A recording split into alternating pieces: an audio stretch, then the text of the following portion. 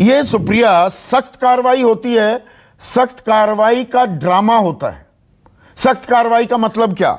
जैसे ईओयू अब पटना तहकीकात कर रहा है इस पेपर लीक की, 4 लोगों की गिरफ्तारी हो गई, एक आईएएस का, चर्चित आईएएस का नाम भी आ रहा है। 2-4 दिन में बात खत्म हो जाती है, जेल भी गए हैं लोग, पर्चा लीक खत्म नहीं होता।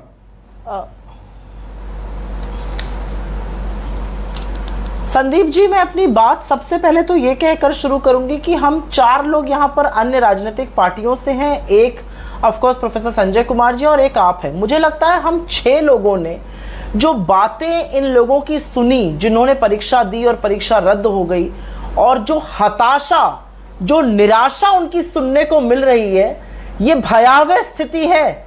और ये सिर्फ बिहार के लोगों की स्थिति नहीं है, ये देश के तमामों राज्यों में युवाओं की स्थिति है। मुझे ऐसा लगता है कि एक सभ्य समाज का नागरिक होने के नाते हमें हाथ जोड़कर इन युवाओं से माफी मांगनी चाहिए कि सिस्टम इतना सड़ चुका है, इतना गल चुका है कि आज आपकी आंखों में आंख डाल के हम बात नहीं कर सकते हैं। इसमें सभी राज्य शामिल हैं सुप्रिया। राजस्थान में फरवरी में रीत का पर्चा लीक हुआ और 2021 में नीट का पर्चा लीक हुआ। मैं उसी पे आ रही हूं, मैं तो भाग नहीं रही हूं, मुझे बोलने दीजिए। यहां पर एक बात कही गई और उस पर मुझे आपत्ति है। यहां पे कहा गया हिंदी बेल्ट का ये प्रॉब्लम है। No, I take offence. मैं हिंदी बेल्ट से आती हूं, उत्तर प्रदेश से आती हूं, यहां पे बिहार के लोग बैठे हैं, यहां पे तमामों हिंदी बेल्ट के लोग बैठे हैं। मुझे लगता है हाथ जोड़ के माफी मांगिए, क्योंकि पर्चे तो आंध्र प्रदेश में भी लीक हुए हैं। ये हिंदी बेल्ट को इतना नगण्य घोषित कर देने का काम बंद कर दीजिए। मैं तीसरी बात, और ये बात मैं थोड़ा सा जिम्मेदारी के साथ ये जरूर कहना चाहती हूं कि सिर्फ पर्चा भरने की और एग्जाम देने की बात नहीं होती, पूरा परिवार इन्वॉल्व होता है। ये मिडिल क्लास, निम्न मध्यम वर्ग के लोगों के बारे में आप सोचिए, पूरा परिवार इन्वॉल्व है। फॉर्म का पैसा, फॉर्म वहां जाके पढ़ने का पैसा, ट्रैवल करना वहां तक, सब कुछ रद्द हो गया। 1 साल की फिर से प्रक्रिया शुरू। मैं एक सुझाव देना चाहती हूं और मुझे लगता है कि हमें थोड़ा सा सकारात्मक सुझाव देना बनता है आज। मुझे ऐसा लगता है कि हमने अपने मैनिफेस्टो में डाला था उत्तर प्रदेश में, और दुर्भाग्य से हम उस पोजीशन में नहीं है, लेकिन कहीं की भी सरकार को आज ये करना चाहिए, एक जॉब्स कैलेंडर बनाना चाहिए। किसी भी जॉब के लिए कैलेंडर होना चाहिए, नोटिफिकेशन से लेकर उसके लेटर ऑफ अपॉइंटमेंट इशू करने में। कई बार यह देखा गया कि पर्चे इसलिए लीक हो रहे हैं क्योंकि प्राइवेट प्रेस में पर्चे छपने चले जाते हैं। उसके बारे में आप प्रावधान करिए। आप ये प्रावधान करिए कि अगर पर्चा लीक हो गया तो सेकंड बैच कितनी जल्दी और कब हो सकता है। ये 6 महीने के अंदर पूरी प्रक्रिया पूरी होनी चाहिए, क्योंकि कई बार ऐसा देखा गया लोगों की उम्र निकल जाती है।